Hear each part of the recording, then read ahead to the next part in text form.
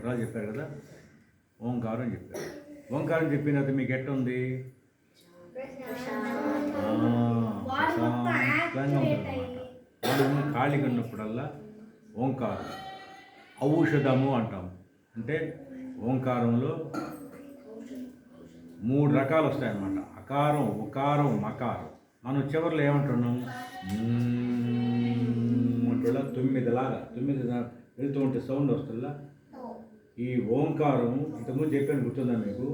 బ్రహ్మ పుట్టినప్పుడు అంతా జలపడైన తర్వాత బ్రహ్మ పుడతాడు కదా. బ్రహ్మ ఎక్కడి నుంచి పుడతాడు చెప్పు? తామరకాయ నుంచి పుట్టింది. మహావిష్ణుడు అప్పుడప్పుడు వచ్చిన చూడ చెప్తున్నాడు. మహావిష్ణు బొడ్లో నుంచి తామరపు పుట్టే, తామరపులో నుంచి బ్రహ్మ పుట్టాడు. బ్రహ్మ పుట్టగానే ఏ శబ్దం వినపడింది? తర్వాత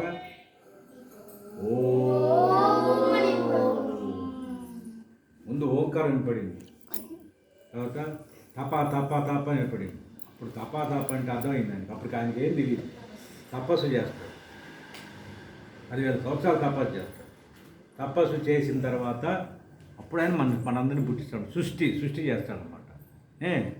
కాబట్టి ఓంకారం అనేది ముందు చెప్పుకోవాలా.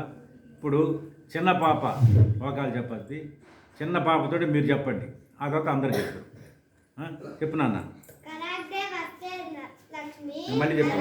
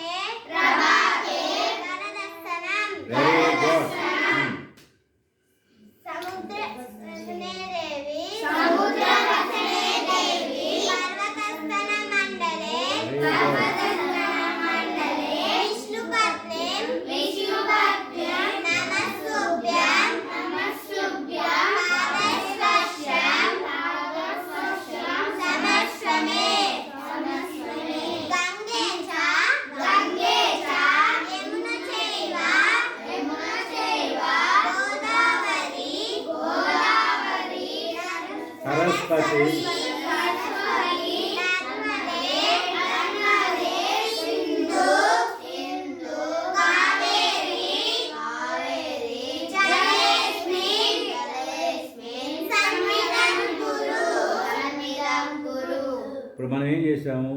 నిద్రలేయంగానే కరాగ్రే వస్తాలకి శ్లోకం చెప్పుకున్నాం. అంటే మనలో ఒంట్లో ఉండే పవరు, ముందు చెప్పాను కదా ఏ పవర్ అనేది, ఆ పవరు గోడలకి వాడి తగలకుండా మన చేతుల్లోనే, మనం చూసే చూపు చేతుల్లోనే ఆ పవర్ యాక్టివేట్ అయ్యి మళ్ళీ మన ఒంట్లో ప్రవేశిస్తుంది అన్నమాట. తర్వాత నిద్రలేయంగానే మనల్ని మోసేది ఎవరు? భూమికి ఏం చేయాలి? మనం క్షమాపణ అడగాలి కదా. ఇప్పుడు నేను కాలు ఇట్లా తగిలాను పాపకి, అమ్మమ్మ తగిలిదమ్మ అంటాం కదా, సారీ అమ్మ అంటాం కదా, అంతే కదా. మనం ఎవరన్నా మన కాలు తగిలితే దండం పెట్టుకుంటాం అంటే మన కాలు తగిలితే, అందుకొని అమ్మని దండం పెట్టుకొని అప్పుడు నేల మీద దిగాలి. అంటే మంచం మీద ఉన్నప్పుడే మనం ఆ శ్లోకం చెప్పాలి. తర్వాత ఏం చేస్తాము? బ్రష్ చేసుకొని స్నానం చేస్తాం. గంగేతి ఏముంచావు ఎందుకు చెప్తాము? అసలు ఆ శ్లోకం ఎందుకు చెప్తాము?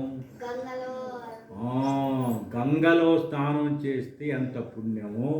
గంగ యమున ఎవరిదు? యమున ఏ నది? కృష్ణుడు ఆ నదిలోనే, ఆ నది పరిసర ప్రాంతాల్లోనే సంచరిస్తున్నాడు అన్నమాట. యమున నది. గంగేచ యమున చైవ గోదావరి సరస్వతి నర్మదే సింధు కావేరి, ఎన్ని పుణ్య నదులు. మనం ఆ శ్లోకం చెప్తే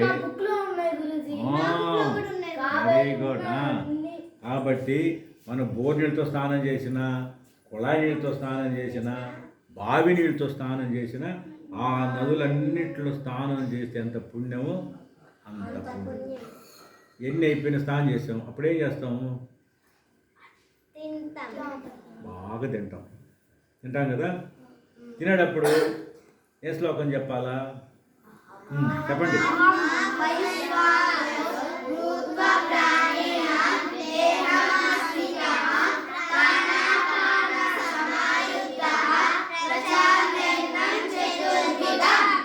అంటే దాని భావం ఏంటి, అర్థం ఏంటి? అర్థమేంటి? చెప్పు.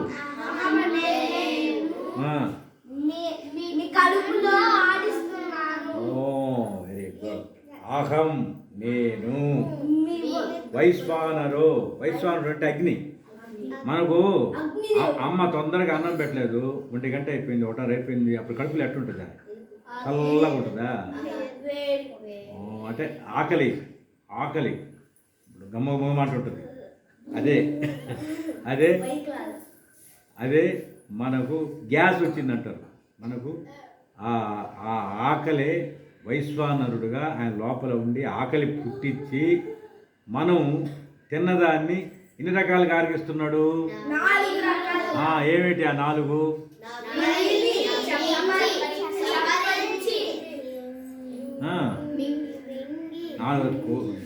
చెప్పు ఏ రకంగా? మింగి కాదు, కొరికి తువ్వుకొని ఇన్ని రకాలుగా చేస్తే మనం ఆయన మన కడుపులో తిన్నది ఆరగిస్తున్నాడు. అట్లా మనకు భోజనం ఎవరిచ్చారు? ఒడ్లు కానీ గోధుమలు కానీ వనస్పతులన్నీ మనకి ఎవరిచ్చారు? బ్రహ్మ అంటే ఎవరు? పరంబ్రహ్మ, దేవుడు భగవంతుడు ఇచ్చాడు. ఎట్టిచ్చాడు తెలుసా? దుఃఖ శ్లోకం చెప్తాడు. కామా విశ్రుత భూతాని ధారయామ్యహమోజస పుష్పామి ఔషధి సర్వా సోమో భూత్వా రసాత్మకః. అంటే ఆయన నేను భూమిలో ప్రవేశించి భూమిని మోస్తూ చంద్రుడి రూపంలో చంద్రకిరణాలు కురిపిస్తూ ఔషధ గుణాలు కల్పిస్తూ మీరు తినేదానికి ఆహారం ఇస్తున్నాను అని చెప్తాడు. భగవంతుడి ఆహారం ఇచ్చి భగవంతుడు ఆరగించి మనని పుట్టించింది ఎవరు? భగవంతుడు. ఆయన కూడా మనల్ని పుట్టించి మనల్ని పోషించి పెద్ద చేసి అన్నీ చేస్తుంటే అప్పుడు మనం తినేటప్పుడు తిండి పెట్టిన వాళ్ళకి థ్యాంక్స్ చెప్పాలి కదా, చెప్పాలా లేదా? అందుకని ఆ శ్లోకం చెప్పుకోవాలి. సరే, మనకు ఇప్పుడు ఎన్ని శ్లోకాలు చెప్పుకున్నాం కదా, ముఖ్యమైన శ్లోకాలు అమ్మా. ఇవన్నీ ప్రతి ఒక్కరూ కట్టోపాఠంగా ఉండాలి. రాని వాళ్ళకి నేను పుస్తకాలు ఇస్తాను.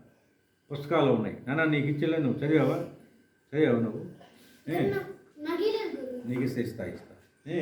ముందు నేర్చుకోండి, తర్వాత పుస్తకాలు. భగవద్గీత పుస్తకాలు ఇచ్చేలా మీకు అందరికి ఇచ్చాను కదా, అట్లాగే నేర్చుకోండి. హరి ఓం గురుభ్యో నమః. శ్రీకృష్ణ పరమాత్మకు, వైభలక్ష్మి అమ్మవారికి, అభయ ఆంజనేయ స్వామికి.